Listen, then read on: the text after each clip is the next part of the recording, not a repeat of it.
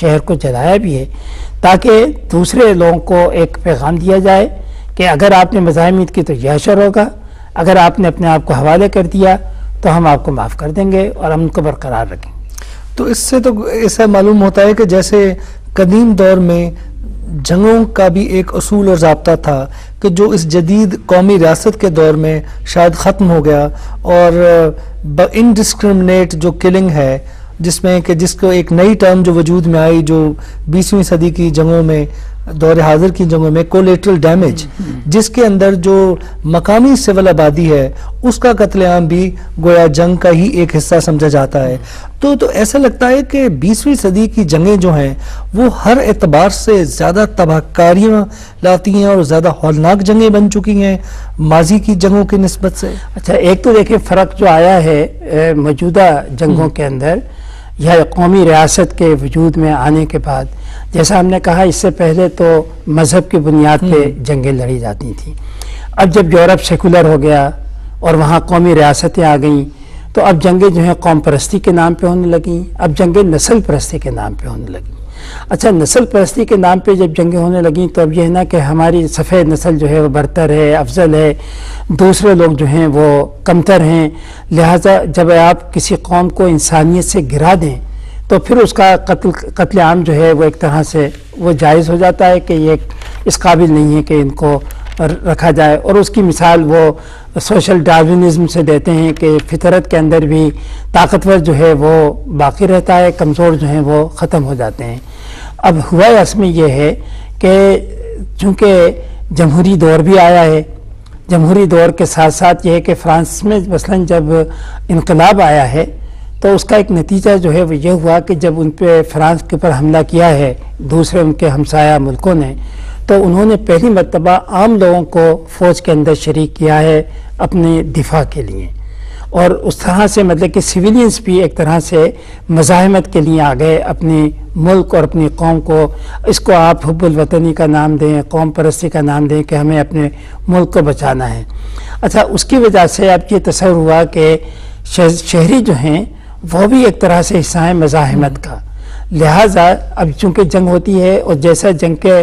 ہتھیار جو ہیں وہ بھی بہت مہلک ہو گئے ہیں، بمبارڈمنٹ ہوتا ہے تو بمبارڈمنٹ میں تو وہ نہیں دیکھا جاتا نا کہ اس میں فوجی مر رہے ہیں یا سویلین مر رہے ہیں، جیسے کہ ہم دیکھ رہے ہیں کہ ڈرون اٹیک ہوتے ہیں اس کے اندر یعنی ملیٹنٹس بھی مارے جاتے ہیں، شہری بھی مارے جاتے ہیں۔ تو یہ ہے کہ اب اس کو کس طریقے سے شہریوں کی ہلاکت کو کیسے صحیح ثابت کیا جائے، اس کے لیے پھر یہ اصطلاحات جو ہیں وضع کی جاتی ہیں، جیسا آپ نے کہا کولیٹرل ڈیمیج، تاکہ اس کے اندر ایسا معلوم ہوتا ہے کہ کوئی انسان نہیں ہے بلکہ انسانوں سے الگ کوئی ایسی ڈیمیج جو ہے وہ ہو گیا کسی اشیاء کا یا کسی چیز کا۔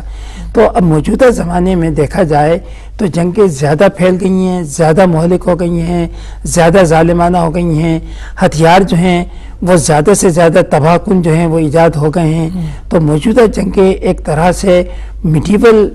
یا قدیم زمانے کے لحاظ سے بہت ہی تباہ کن ہمارے سامنے منظر پیش کر رہی ہیں۔ جی ڈاکٹر صاحب، جیسے آپ نے فرمایا کہ 20ویں صدی کی دو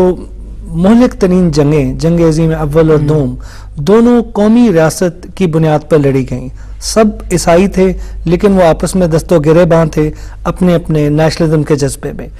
لیکن آج کل ایک اور نئی جنگ کا بھی دنیا کو سامنا ہے کہ جو قومی ریاست پر مشتمل نہیں ہے، یعنی وہ جنگ، میرا اشارہ وار آن ٹیرر کی طرف ہے کہ جس میں دشمن کا کوئی کسی ایک ریاست میں نہیں ہے بلکہ وہ ہر جگہ پہ ہے اور شاید کہیں بھی نہیں ہے۔ اس جنگ کو تاریخی اعتبار سے آپ کیسے دیکھتے ہیں؟ اس کی کوئی تاریخ میں کوئی نظیر ہے اس طرح کی جنگوں کی؟ اچھا، مطلب کہ یہ ہے کہ دیکھیں جس کو اب ہم ٹیرر یا دہشت گردی ہم کہیں،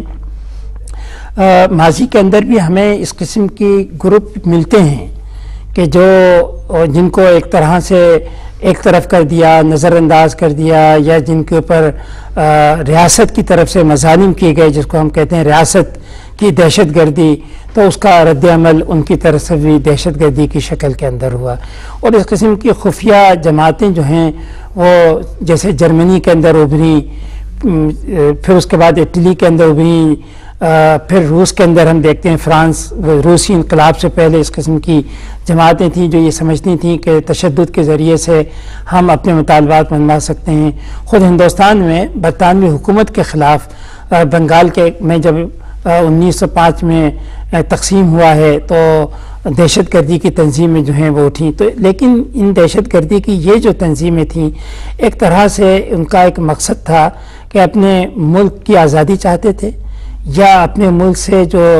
مطلق العنان یا آمرانہ نظام ہے اس کا خاتمہ چاہتے تھے، یا ان کے ملکوں میں جو غیر ملکی قابض تھے ان کے خلاف وہ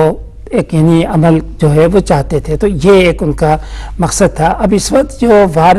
آف ٹیرر کی جو اصطلاح استعمال ہوئی ہے، ہمیں تھوڑا سا اس کا دیکھنا چاہیے کہ جو لوگ اس وار آف ٹیرر میں یعنی جو گروپ جو اس میں شامل ہیں آخر یہ کیوں یہاں تک آئے ہیں۔